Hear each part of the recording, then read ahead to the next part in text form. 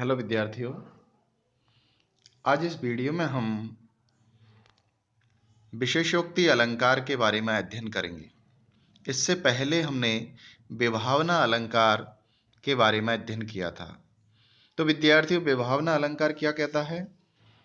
हम वापस से स्मरण करें तो पाएंगे कि जहाँ बिना कारण के कार्य की उत्पत्ति होती है वहाँ विभावना अलंकार होता है। ठीक इसके विपरीत विशेषोक्ति अलंकार है। आइए इसको देखते हैं।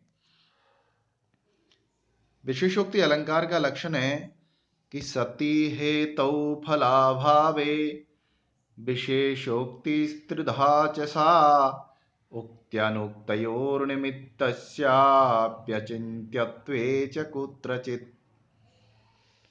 सति हेतौ, कारण के होते हुए भी, फलाभावे, फल का अभाव अर्थात कार्य का अभाव, विशेषोक्ति कहलाता है।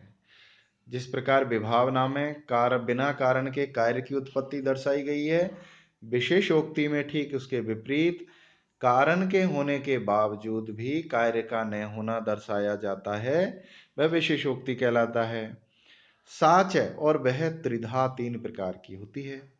विशेषोक्ति अलंकार, जो विशेषोक्ति यानी विशेष प्रकार का जो कथन है, वो तीन प्रकार का कहा गया है: उक्ता, अनुक्ता और अचिंत्य।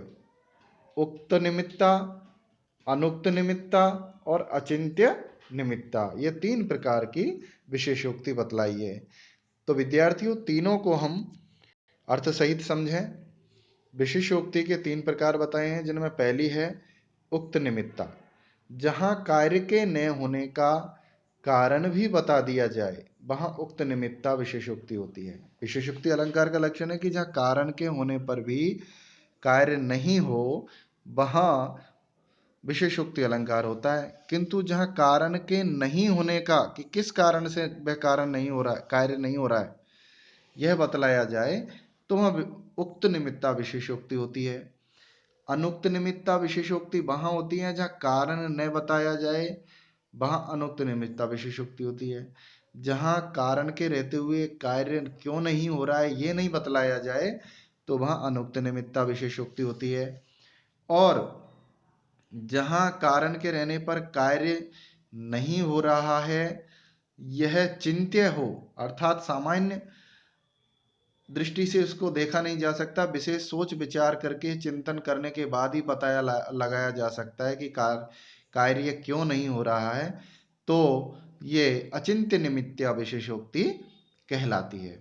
आइए तीनों को हम तीन प्रकार के अलग अलग उदाहरणों के द्वारा समझते हैं।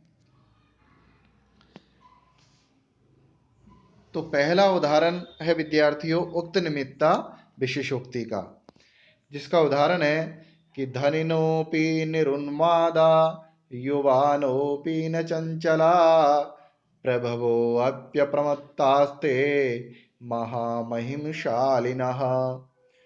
अर्थात धनिनोपि, धनवान होने पर भी, निरुन्मादा, जो उन्माद रहित होते हैं, घमंड नहीं करते, युवानोपि, युवक होने पर भी, न चंचला, जो चंचल नहीं हैं, जिनका इंद्रिय संयम है, और प्रभवो अपि, सभी प्रकार से समर्थ होने पर भी अप्रमत्ता, जो अपने कर्तव्य पथ से पदच्युत नहीं होते, गलत काम नहीं करते हैं। ते महामहिमशालिना, वे निश्चित ही बड़ी महिमा के युक्त शोभायमान होते हैं और वे महामहिमशाली होते हैं, इसलिए ऐसा नहीं करते हैं। तो यहाँ कार्य का कारण दिया हुआ है कि धनवान है, उन्माद होने का कारण, जिसके पास धन होता है वो सामान्यतः जल्दी से घमंड कर जाता है। युवक होता है तो युवा अवस्था में सामान्यतः इंद्रिय चंचलता देखी जाती है, और सभी प्रकार से समर्थ होने पर वह निश्चित रूप से कोई गलत काम कर बैठता है। तो सारे कारण हैं, फिर भी वे कार्य नहीं हो रहे हैं। इसलिए इनका कारण यहाँ पर बताया कि महामहिमशालिना, क्योंकि वे बड़ी महिमा से शोभायमान हैं। तो यहाँ पर प्रस्तुत उदाहरण में धन आदि कारणों के रहते हुए भी उन्माद आदि रूप फल का अभाव बतलाया गया है और उसका महामहिमशालित्व रूप निमित्त बताया गया है। तात्पर्य यह है कि धनवान होकर भी उन्माद रहित होना, युवक होकर भी चंचल न होना एवं सामर्थ्यवान होकर भी अप्रमत्त रहना, इन तीन स्थलों पर कारण रहते हुए भी कार्य अभाव बतलाया गया है। इस कार्य अभाव का निमित्त जो है वो महामहिमशालित्व बतला दिया गया है। अतः यहाँ उक्त निमित्ता विशेषोक्ति है, अर्थात कार्य क्यों नहीं हो रहा है, क्योंकि महामहिमशालित्व उनका स्वभाव है, इसलिए ये कार्य नहीं हो रहे हैं। इसलिए कारण के रहने के बावजूद कार्य नहीं हो रहा है, इसलिए विशेषोक्ति है। और महामहिमशालित्व उस कार्य के नहीं होने का कारण है, इसलिए ये उक्त निमित्ता विशेषोक्ति कही जाएगी।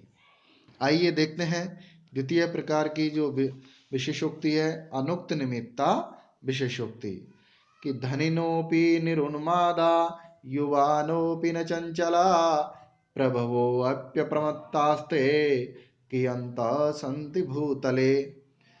पहले वाले ही उदाहरण में केवल अंतिम चतुर्थ चरण में महामहिमशालित्व के स्थान पर कियन्तः सन्ति भूतले जोड़ा गया है।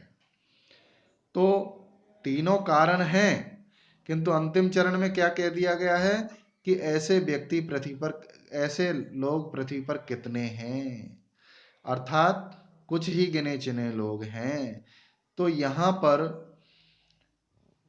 कारण का होने के बावजूद कार्य नहीं हो रहा है, किंतु उसका कोई निमित्त नहीं बताया गया है कि क्यों नहीं हो रहा है, इसलिए यहाँ अनुक्त निमित्ता विशेषोक्ति है।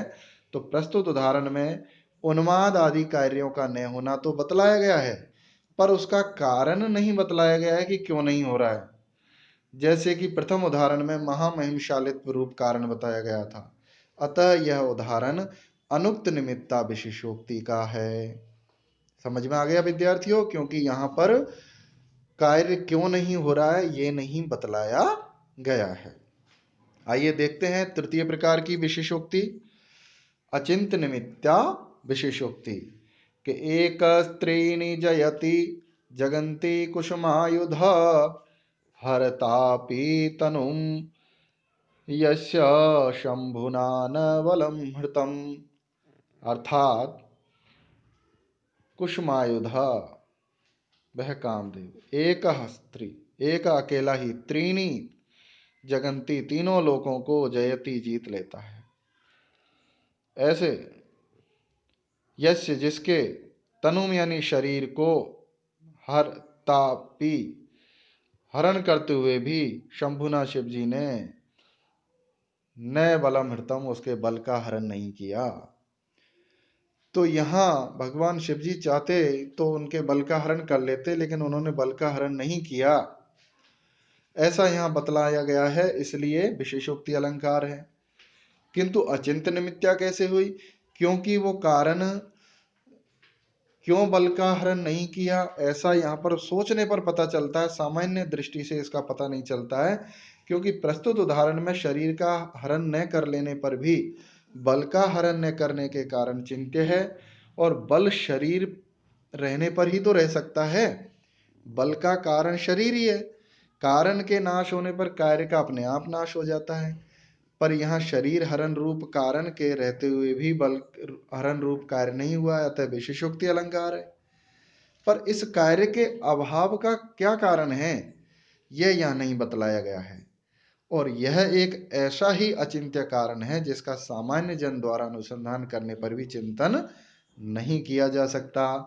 अतएव यहाँ अचिंत्य निमित्ता तृतीय प्रकार की विशेषोक्ति है। विद्यार्थियों, यहाँ पर यह बतलाया गया है कि कामदेव के शरीर का हरण करते समय भगवान शिव ने उसके बल का हरण नहीं किया, तो कारण होने के बावजूद कार्य नहीं हुआ, इसलिए विशेषोक्ति अलंकार हुआ। किंतु बल का हरण क्यों नहीं किया, ये सामान्य दृष्टि से न तो यहाँ कारण बताया गया है और न नहीं बताया गया है, तो उक्त भी नहीं हुई और ये अनुक्त भी नहीं हुई। किंतु जब हम चिंतन करेंगे तो पाएंगे कि बल किस में रहता है, शरीर में। जब कामदेव का शरीर ही नहीं रहा तो उसका बल वैसे ही नहीं रहा।